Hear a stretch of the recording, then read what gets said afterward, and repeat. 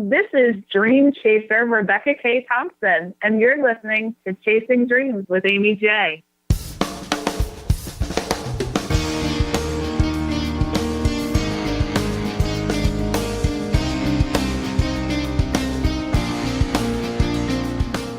Welcome to Chasing Dreams podcast with Amy J. Amy believes that realizing a life without regrets is achieved by taking chances, chasing your dreams, making moves, and overcoming your doubts.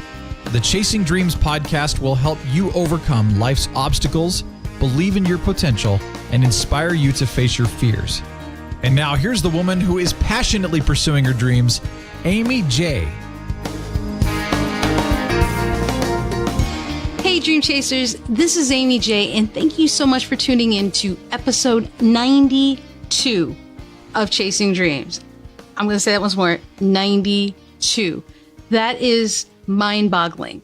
And of course, I had to bring on a friend because 1, why not? 2, it's my show. 3, because she's cool. And so we're talking today with Rebecca K. Thompson, who is a lifestyle and wellness coach who brings a holistic approach to solving a broad spectrum of challenges from health and wellness to relationship coaching, personal finance, and home office organization. Her honest and practical coaching style helps her clients become proactive in maintaining a fulfilling life of whole wellness. Rebecca's emphasis on the simple question, what does wellness mean to you, allows her clients to look at the big picture, break down shortfalls, and then focus on improvement. Rebecca has a bachelor's degree in leadership development from Villanova University, where she received many accolades for academic excellence. She has been coaching clients for nearly 20 years and recently added nutrition coaching to her practice after defeating her own struggle with health and fitness. And she's taking a break from that to come on the show and have a chat. Guys, this is my friend Rebecca, who is on the show. Hey, Rebecca. Hey there, Amy. What's going on? It is a beautiful Tuesday. We just talked about the fact that Tuesday is my sanctuary day, and this is just the absolute perfect ending to a great day. You know, not a lot of people know what that means. What is a sanctuary day? Well, for me, it used to mean that it was my day that I worked in my home office rather than making a very long commute. But very recently, I left my full-time job to pursue some exciting opportunities, and I work from my home every day. So now my sanctuary day usually just includes taking some time to be mindful about myself and to not feel guilty for taking the time to be me and to do things that are important to me and that are important to my wellness. That's really cool because you're right. I don't think, not saying for you, yeah, you did not take those time. But I think a lot of us don't have time to have that kind of a day, let alone maybe hours to give ourselves for that sanctuary time. It's so important. And it's really, I don't like to say that it's all about prioritizing yourself because that's a really hard thing to do. And for anybody who has a job, has kids, has just things pulling at them. When you say, oh, you need to reprioritize, it's so condescending sounding. So it's not even a matter of using a word like that, like prioritizing. But for me, I schedule it. I schedule the time for me. And some days work out better than others. Today, I got to spend 2 hours in the gym. That doesn't happen all the time. But at the very least, even if, when my daughter was young, if it meant putting her to bed and closing the bathroom door and going to the bathroom without being interrupted, that was my sanctuary, whatever it needs to be, but you need to honor that. And it's important for all of us to really take that time to honor ourselves and honor our own wellness.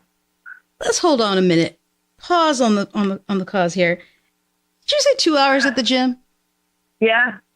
Is that a normal amount of time you spend at the gym? No, usually I'm kind of a 1 hour and out. I today I kind of had some hurdles that I was trying to overcome. And so I spent a little extra time, did a little boxing, which is just a really great way to take out your frustrations. Or, today my dad actually happened to start chemotherapy today. So today my boxing was really just about trying to sort of lift him up and be a little angry with cancer and just punch the crap out of things for a while. Well, good for you. Cancer deserves to be punched in the face or proverbial punching bag. Right? It's true. And then I spent another hour doing what's called daily ultimate training, which was really what I was trying to overcome. And with a very, very tough coach, who really believes in me. And I don't know why I ever doubt her belief that I can do some of this crazy stuff, but I did it. So that was my day today, 2 hours in the gym. I mean, obviously there was much more than that, but that was the culmination of it for sure. But the fact that you were able to take time for yourself, something you wanted to do, 2 hours at the gym, not something I'm very good at probably ever doing and, will strive to, but you found time to do something you want to do for the amount of time you wanted to do it on a sanctuary day. How did you get to this point of wellness? Like, how did this come about where wellness became such an important thing to you? Well, I just told you my dad has cancer, and he has just started what will likely be a long battle. But if I kind of back things up a little bit, my mom passed away in 2013, also from cancer, from pancreatic cancer. And it was the end of a very long battle, really a lifetime battle of trying to find her own wellness and or maybe I guess actually probably not trying to find her own wellness is probably a better way to say it. And so, she had years and years and years of chronic illness and, lots and lots of physicians who would just, give her the next great pill to get her to the next thing. And, then that would start another thing. Unfortunately, when things where your wellness and where your health are concerned sound too good to be true, they usually are. When you're morbidly obese and people just start prescribing pills for you, that's a hell of a lot easier than stepping into the gym or saying, geez, I really need to change my diet. And so I watched my mom literally for years and years struggle with that, and just slowly, it's the slowest death, the slowest, most torturous death you could possibly die from. And suddenly, very quickly afterwards, I found myself in the exact same pattern. I was diagnosed with lupus, and I was taking all these medications and prednisone, which makes you just an ugly, ugly person, and both physically and emotionally.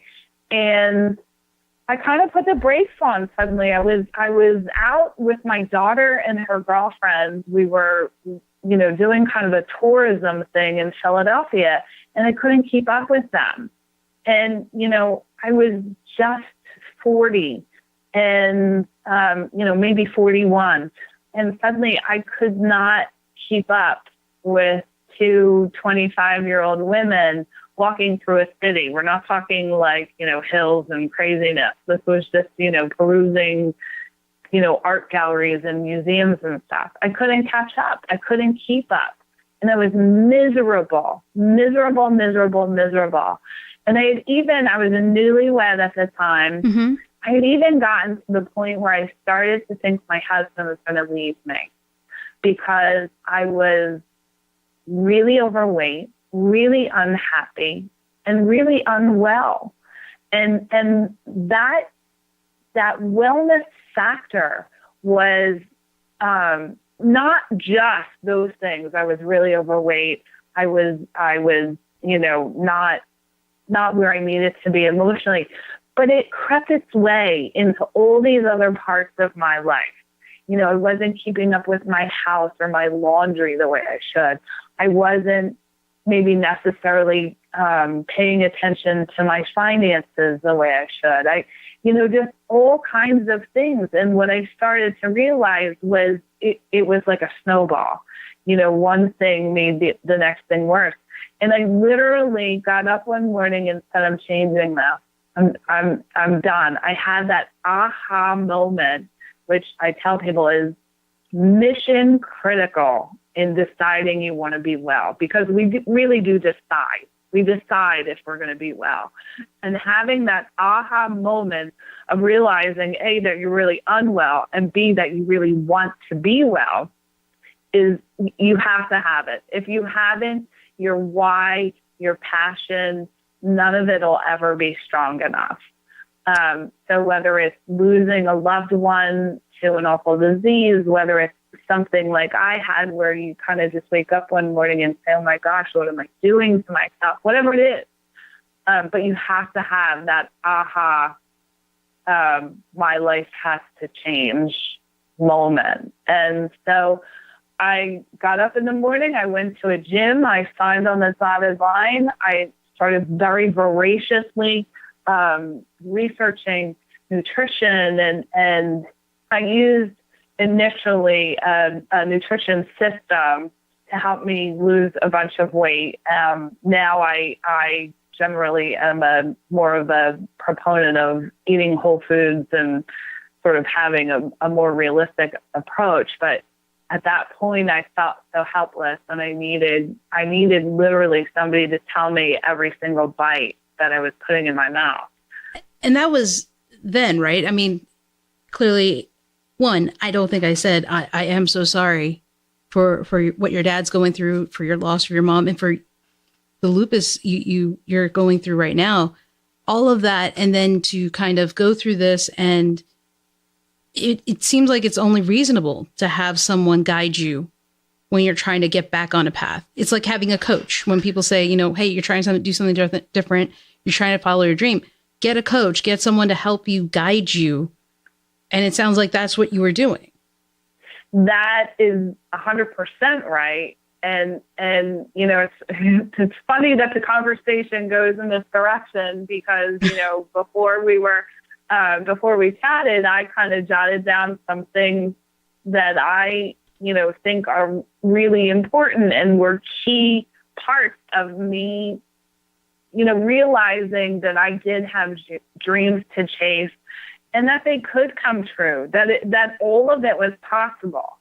But what I think for me, having the turning point where I said, wow, I can do this for other people, I can help other people, and it turning into not only my lifestyle, but my mantra, and something that I really, really passionately wanted to share with other people. That sounds great. That sounds real great. But, at the end of the day, everybody's got to pay their electric bill. Yes. So you need clients, you need people who say, wow, that actually makes some good sense, and you're pretty smart. And so chasing your dreams really comes down to being a huge exercise in humility. And you have to be crazy, crazy humble. And this is something that I honestly have no idea how it was ever delivered to me, because when I was 19, I became a mom. And like most 19-year-olds, I did not know a single thing about being a mom. And at some moment of amazing clarity that most teen moms don't have, I kind of realized that I knew nothing about raising children. And if I didn't want to raise a really messed up kid, I needed to go to my family and admit that I didn't know what I was doing and that I needed their help. Mm-hmm. And honestly, doing that my family was so happy, and we were so blessed with everything that they did for us. I left college to have a baby, and just a couple months after she was born, I went back to school. I became, I went to paralegal school. I became a paralegal. And, I had gainful employment. None of that would have been possible if I hadn't had that moment where I said, geez, I better ask for help here. Mm-hmm. The same thing happens when you're chasing a dream. If your dream is really big, and I generally use the word goals over dreams, but there's a book by Jim Collins. I think it's called Built to Last, and he uses the term BHAG. Have you ever heard of that? No. Big, audacious, hairy goal. That's what it stands for. So if your dream or your goal is that big, chances are you can't do it alone. And so you better get humble. You better share it, and you better get humble and ask some people for help. Wow. It's the only way it's going to happen. I mean, I completely agree with you. And it's interesting. It's interesting because, we met through a mutual friend, a prior guest on the show, Mr. Cornell Thomas, who was on the show for episode 76 and 59. You guys can check it out. It's in the past archive episodes or whatever. And that young man just put on recently a positivity summit, which was huge and successful and awesome. And you were there, Rebecca, and I was there. And yeah, amazing 2 days. Fantastic opportunity, very positive, very uplifting, very inspiring, and a big dream of his, right? To put this thing together. And he did it with the help of many. And he's a very humble guy. He's a very positive guy. But a great example of someone who humbled himself and got help and people to help him put this thing together, I think. I mean, you saw the results of it. What do you think? Yeah, absolutely. Absolutely. That day couldn't have happened if he didn't. Well, he had, just sort of the behind the scenes people that helped that were amazing and great. But I think the majority of those speakers, even that appeared, did it gratis. And, there aren't a lot of us out there, I don't think, who are such good people and bring such a great message to the world that other people who get paid tens of thousands of dollars to do these types of events look at them and say, you know what, for you, I'll fly to New Jersey. I'll do your event, and let's see what happens.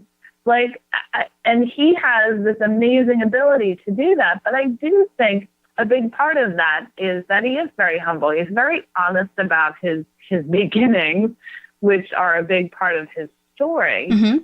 But he's also not afraid to ask. And that's the hardest part. I mean, do you know how many people that man approached who said no? And he kept going. You got to stuff that away and say, I know what I have to deliver here is something that's going to change the world. And, when you're passionate about something, it will change the world. It might be a small corner of it, but it's still changing the world. And, I can't say enough about that. I can't say enough about him, that event, and what I have learned from him in such a short time. I've only known him, maybe a little over a year. And we had a very serendipitous meeting, and the way we, there was no accident. Believe me, talk about when the universe speaks, listen. When I heard him very briefly on a telephone call for another company, and I heard his message, oh my gosh, I have to read his book. I read his book, and I just reached out on Facebook, and the next thing you know, 45 minutes, I was on a train to Philadelphia to meet him in person. he and I feed off of each other with ideas, and he's just a great person, a great mentor, but also, like I said, the ability to keep getting knocked down and keep getting back up. That's the only way you can achieve your dreams. If you're not willing to do that, your dream's not big enough or not important enough to you. Now, see, it's interesting because I think we talked about this earlier on the show, and I kind of want you to talk about it here. Cornell, it's like he heard something. The universe spoke to him, and you had a quote that I thought was great. Is actually the title of this podcast episode. When the universe speaks to you, listen. And you said that, and I was like, well, dang, if that's not just the truth, right? What did the universe say to you? Wow. It may be multiple conversations. I mean, I think that's also something we have to be open to the possibility. We have to be open to this possibility. The universe speaks in multiple languages and conversations. But what was it for you? Because you said that, and it hit me for a reason, but it must have hit you for a reason that you said it. Well, I think there are just, and it's funny because I've had this conversation, I feel like 3 times this week, and in completely different modes or conversations. But, I had a job that was a great job that paid me really great, and I worked for some really great people. But at the end of the day, I just kind of came home and felt really unfulfilled. And when I finally decided, I am really just I'm gonna pursue my dream. I'm gonna do this. I have to tell you, like almost immediately, things started happening. I started connecting with people. And the universe at that point was really kind of saying to me, you're finally doing it. Like, I'm so proud of you. And I don't know that everybody who's in the pursuit of something that they've really, really dreamed of, I don't know that everybody gets the message from the universe. Maybe they just don't hear it, or maybe they're not open to hearing it.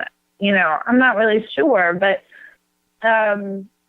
for me, there's just been so many really great things that have happened since I decided that this needs to be the focus in my life. And, when I am able to impact someone and they come back and say to me, geez, you helped me through making that decision, or, and it changed everything. There's just nothing better than that, And that person obviously is communicating with you, but that's also, the fact that they come back after you give them advice and they tell you, gosh, you can't even imagine what happened here. That's a gift. That's a gift. When people affirm what you believe in and what you dream about, that's just amazing. And, ordinary jobs, you don't get that. You don't get that. You only get that when you have a job or a mission that's a dream. That's something that you're passionate about. And just to be clear, guys, when and not to put words in your mouth, Rebecca, but when you say ordinary job, you just mean a job that isn't your dream, right? Not exactly. Right. Exactly. The dream, the job that you ended up with because it's what you majored in college, and suddenly you're 45 and you think, why am I still doing this? But you do because it pays the electric bill and, your kid's daycare or whatever. So let me ask you something about that, because, when you graduated, there was a reason one would think that somebody went that route, and years later it changes. You're 45 and stuff changes, right? And you're talking about the universe listening to you. Do you think that it was a mistake when they did it earlier, or could they have been right in their dream at that time, but they just haven't realized that the universe is telling them, hey, things have changed? How does that happen sometimes, you think? In my case, it's sort of a funny thing, because I actually did not graduate from college until I was 41. I was 41. My daughter and I graduated from college a week apart. Nice. Congrats. She graduated from American University and I graduated from Villanova a week apart. So my college degree was my dream. Not too many people get that. But I think, and I actually have no regrets where that's concerned. Every single step in my career and in my life, in my personal life, every part of it led me to a degree that was tremendously meaningful to me, not only because I worked so hard to be top of my class, but also because it was my passion, leadership development. It was like, oh my gosh, like I can help people be the best version of themselves and help them lead others to be the best version of themselves. This is like the ultimate, like it was just, I loved it. I loved every minute of it. But I do think, I never could have come up with that as a career choice at 19 years old. Some people get lucky. I mean, my daughter was a communications and media major, and she's a journalist in the Air Force, and she has the coolest darn job, like really in the history of the world. But when she's 45, it might not be the coolest job in the history of the world anymore. Who knows? And I think that's just, we all evolve. And if we stop evolving, then, I'm not so sure. But when you look at, we live in this time where people do change careers. They certainly change jobs a lot, but lots of people really even change careers. So there's nothing to stop us from doing that. There's nothing but ourselves that stops us from at 45 saying, you know what? I just don't want to be an accountant anymore. We stop ourselves from thinking that way. The universe, whatever it is your universe is sending you messages saying, geez, you're a great accountant, but you'd be an even better baseball coach, whatever it is, whatever. But I have a friend who said to me a couple of years ago, he said, Rebecca, if you want to be a pig farmer, call yourself a pig farmer. And that's how we make that change. That's how we make that shift. If your dream job that you came up with at 19 or 20 going to college doesn't do it for you anymore, then figure out what the next step is and call yourself that and do it. Create that version of yourself. There's nothing wrong with I hate the term midlife crisis. As do I. It doesn't need to be a crisis. To me, it's a misnomer. Yeah. I'm at midlife and I finally have my shit together to do what I really want to do. I mean, the thing is, right, I think when you said it, I think it was the best way to say it is when the universe speaks to you, listen. And I think, constantly we get these hints in our life from the universe, from God, or whoever you believe it to be from. But I think there are things in your life that tell you, hey, maybe now's the time to do something new because you've changed, right? Every experience you have changes us. And you're not the same person you were 10 minutes ago, let alone a year ago. And you could be doing something different. You had a life experience that changed you very quickly and you went a different direction. And today you have, sanctuary days that you get to have. And so that's not something at 19 you could have had because you're not the same person. Right. And I think we oftentimes forget that we're allowed to have that.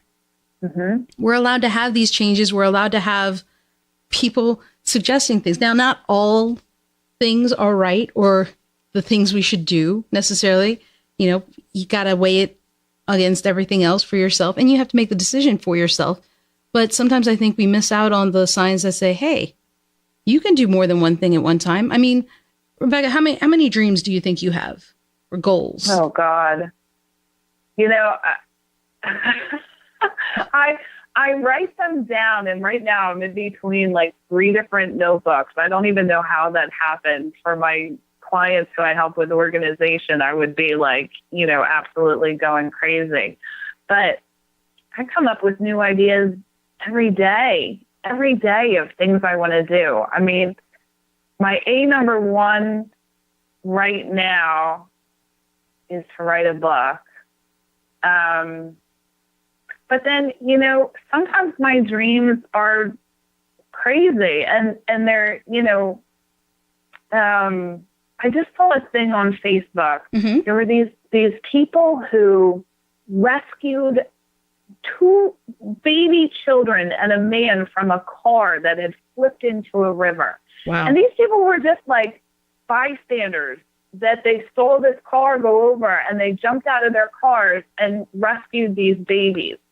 And I thought to myself, wouldn't it be amazing to be like that kind of hero at some point in your life? And I wrote it down. Like, I want to be a hero someday. I mean, is that a dream? I mean, certainly I don't have a dream for somebody to have a terrible accident, All those around Rebecca, please be mindful. The bigger dream is that I want to have the wherewithal and the brain power and the thought process that if I drove past something like that happening, that I wouldn't even think twice about stopping and helping, because most of us would. I mean, right? You might see a situation and say, gosh, there's nothing I can do to help these people, and just keep going. Right. A lot of people would do that. And, but at the same time, there are a lot of people, and you never know. That's the thing, right? And all of these things, you never know what or how you'll react. You just hope for the best that you would react in a positive way. And until that point, until you're put in that position, you kind of just work on yourself to get to that point. Now, you are working on yourself in such a way that physically you could also be able to save those people. Maybe. punching that bag for 2 hours. Yeah, I'm pretty sure you're closer than I am in being able to do a rescue. But that's the thing, right? I mean, every day we don't know what's going to happen, and we work towards whatever it is we're working towards. And you talked about it earlier, how you have multiple dreams and things. And I think and it comes up over and over. We're allowed to have multiple dreams, and we're allowed to change them. Oh my goodness. Yes. And change is, I think that, I don't know who says, if things stop changing, things stop, So, yeah. And there are days, when I really started taking my wellness mission very, very seriously, my number one priority, my number one dream was to write a book and to put it out there for the world to read, and that everybody would become well because they read my fabulous book. Well, then I kind of realized I really didn't have enough experience helping people become well in the form that I wanted them to write a book. Mm-hmm. So then it's like, okay, dial it back, reassess, and figure it out. And that's really what I do with people. My number one question, what is your definition of wellness? Because, for me, becoming well was getting my physical life, my fitness in order, and getting a chronic disease under control. But for other people, wellness might be that they need help, like sorting through their mail and figuring out what can really just go in the trash and what they have to pay attention to. And that sounds like almost ridiculous that somebody can't do that. But there are people who are absolutely paralyzed by organizational things. When you see those shows about people who are hoarders mm-hmm. and things like that, that's how it all starts. It all starts with, some kind of emotional event that causes them to not be able to throw things away. And, and it can start on a very low level with something as simple as not being able to throw away the coupon clipper that comes in the mail. And that can turn into something huge. And I've worked with clients like this where, they're just absolutely up to their ears with paper and clutter.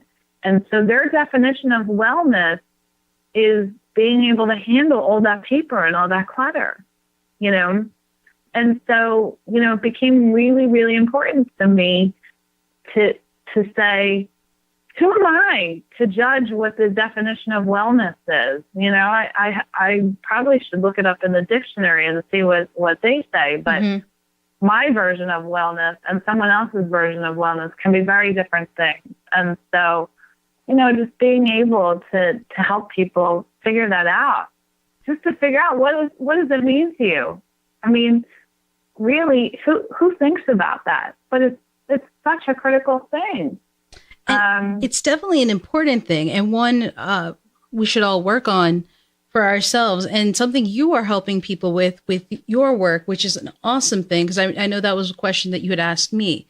Now, one thing, Rebecca, that we do before wrapping up an episode, and in particular with wellness or just the universe, what is something that you would tell someone who's chasing their dream, one action item that they should do, whether it be for wellness or listen to the universe or just anything overall?